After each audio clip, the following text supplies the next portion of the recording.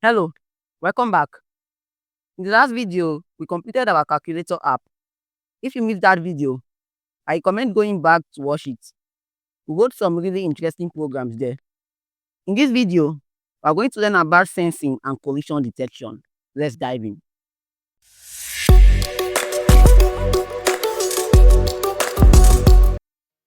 In Scratch, there are some special blocks that allow our sprite to sense what's happening around them, almost like sense organs in the body. They can detect things like touching another sprite, the mouse pointer, or even the edge of the stage, or two colors touching. That's what sensing is all about in Scratch. When we talk about collision detection is a concept in game development that is used to determine when two or more objects are overlapping or touching. This is what allows us to detect if a character bumps into a wall or touches another object and trigger an effect to do something. With collision detection, we can create interesting games and intelligent programs. Let's see how collision detection and sensing works in Scratch. Alright, so let's see sensing and collision detection in action. So I'm going to talk about some few blocks here. We're going to look at touching, and we can change this to mouse pointer, edge, or another sprite if we have one. So we have touching color, we have color is touching, and then we have some other blocks here in the sensing block that we are going to see in action. Not all, but probably the most basic ones. So I'm going to go to events, and we're going to drag in this point flag click. I'm going to zoom in a bit so that you can see what I'm doing clearly. I hope this is big enough. So I'm going to go to control, and then we're going to take in this forever block. We should be familiar with all these blocks by now. If you are not familiar, I need you to backtrack a bit to this series and just start from the beginning so you can be conversant with some of the things we are doing here. So I'm going to take this event block and put it in here. And the first sensing operator we want to see in action is that we are going to take this touching mouse pointer and let's put it inside this condition. And if you look here, we have mouse X and mouse Y. So if I go to motion, we also have set X2 and set Y2. So I'm going to take in set X2 and set Y2. And then let's go to sensing and let's take in mouse X. Mouse X simply means the position of the mouse cursor horizontally, and mouse Y is the position of the mouse cursor vertically. So if it's touching the mouse pointer, we want it to just follow the mouse pointer by setting X to mouse X and setting Y to mouse Y. So I'm going to click on the flag, and if I just move my mouse cursor, placing it on top of the cat, you see it follows the mouse cursor. I'm going to stop this, and let's look at edge. So I'm just going to do a simple logic with edge. So I'm going to go to event, and let's use this paste key press. So if I go to the event and drag it in, and we also need a forever loop for the logic we want to do, and then we need an if statement, and we're going to go to sensing, and let's just take this and say if touching edge. So if it's touching the edge, what do we want to do? We want it to bounce back just like this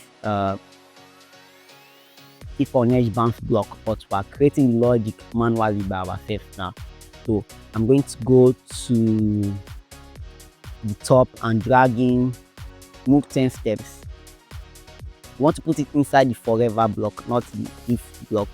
And I'm going to go to looks, and let's take this next costume, and let's just slow down the movement. We did this when we are learning how to just use Scratch blocks at the beginning of this series. So I'm going to do 0.2 for the wait seconds to just slow down the movement.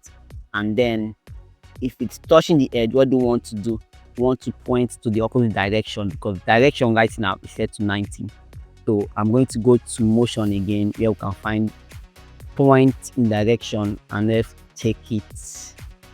I'm just going to stop this. I'm supposed to drag this and place it inside, because When it gets to the edge, you have set rotation style left right. So I'm going to drag set rotation style left right here and just click on it so it's facing the right direction.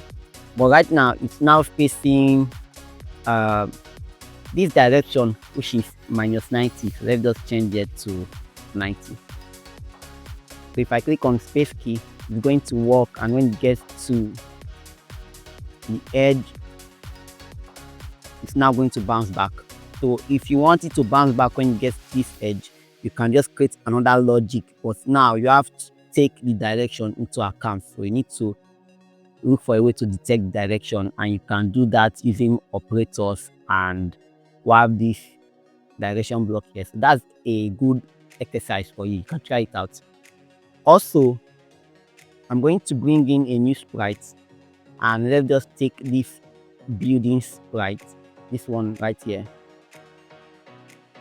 And now we want to check if our sprite is touching the building. So I'm going to bring in another event. Let's take this when sprite click event, and we're not going to do anything special. We're just going to bring in forever.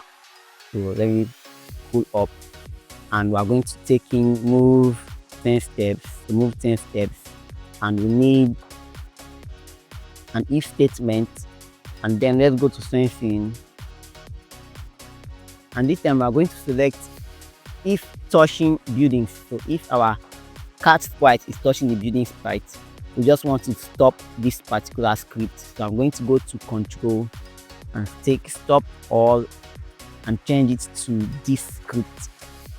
So now if I click on the sprite, it's going to move until it gets to the building, touches it, and this block here stops the whole script. Notice that when the script is running, there is this yellow line around it. So notice when it stops running, the yellow line disappears. Okay, so I'm going to take it back, and then let's do when color is touching. So we can replace this touching building and just put color. So the color we want to put will be the color of our sprite. So this one right here. So now let's try it and click on sprite. So that didn't work, so let's swap the color. I'm going to stop it, just stop it, and stop it. I just hide this.